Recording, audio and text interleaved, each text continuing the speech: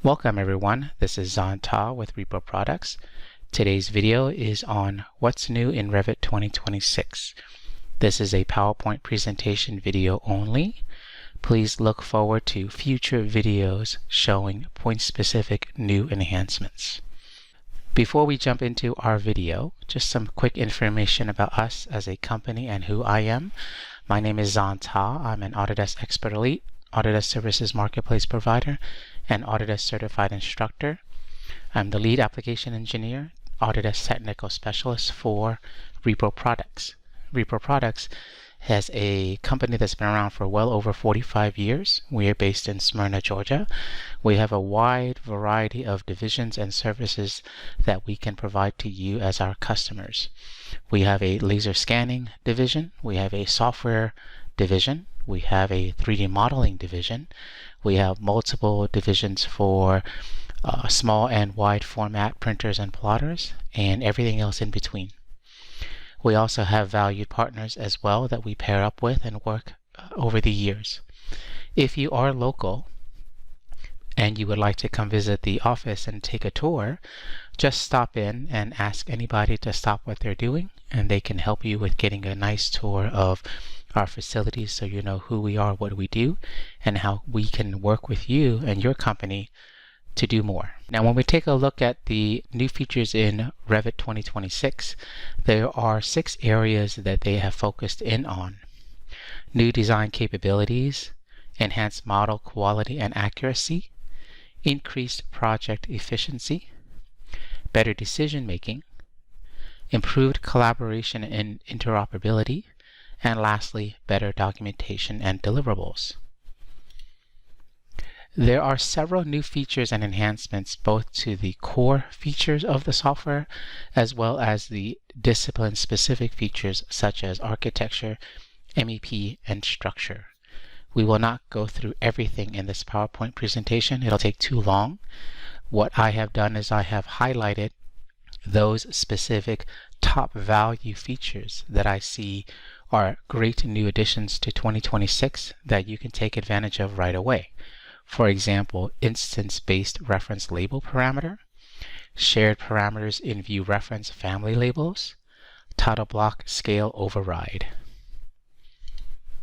In the architecture features, again, there are several features that are have been introduced to the application, but the ones that I see that are very interesting are topo solid subdivision enhancements, creating walls by room and by segment, allow compound structure without core layers, customize layer priority in a compound structure, sheet collections custom parameters and schedules, view to sheet positioning and automated placement, sheet list schedule enhancements.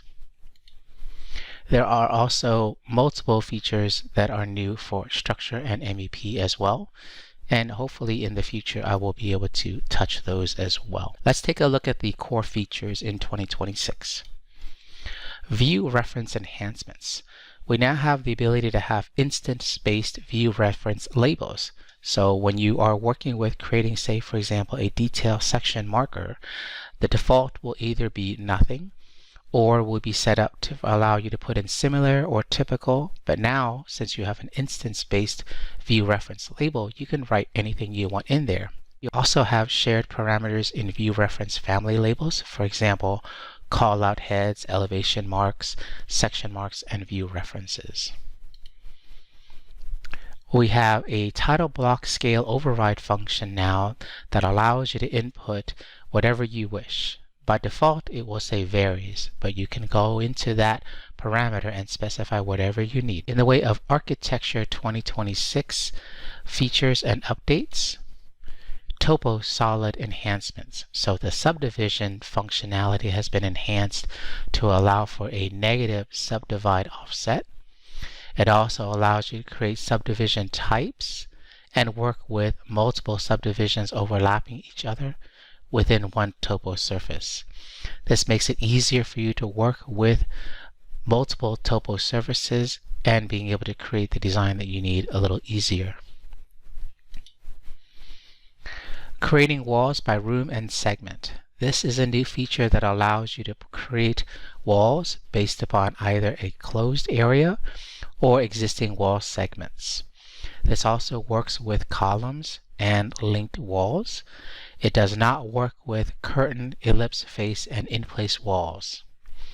We will take a look at this as well as a specific video down the road. Allow compound structures without core layers. So prior to 2026, you had to have at least one layer within the core boundary within the edit assembly window of a system family. You now do not need to have that. So depending on what the design of the wall is going to be, you can actually move that layer out of the core boundary and not have anything sandwiched in between. We have the ability to customize the layer priority in the compound structures. So prior to 2026, your function also had in brackets the number for the priority, and it was hard coded. Now they've made the priority a separate column, so you can specify whatever priority level that you need for each of the functions. Sheet collections, custom parameters, and schedules. Now you have the ability to add custom parameters to what are known as sheet collections, so you can organize your sheets in the browser and in a schedule. We'll take a look at this as well in a point-specific video. View to sheet positioning and auto placement. So this is a request that I asked for a while back, where it allows you to place the views onto a sheet such that they are all placed in the exact same location, so that you could literally stack floor plan over floor plan for each level of your Revit model.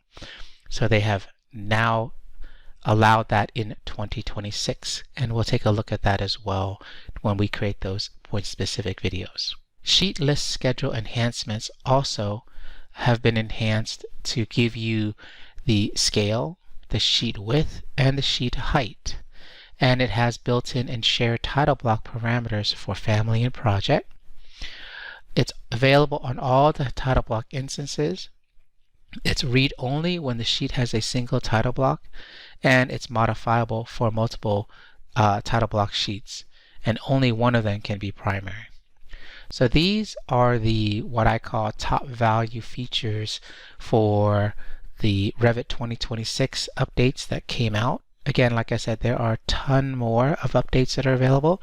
I do have a separate PowerPoint that goes through each one of the new updates to all of the discipline-specific updates. So for example, the PowerPoint slide has one for each architecture update, MEP update, and structure update. Thank you very much for watching this video on what's new in Revit 2026 for PowerPoint presentation. And again, look forward to future videos showing individual enhancements. Thank you very much for watching.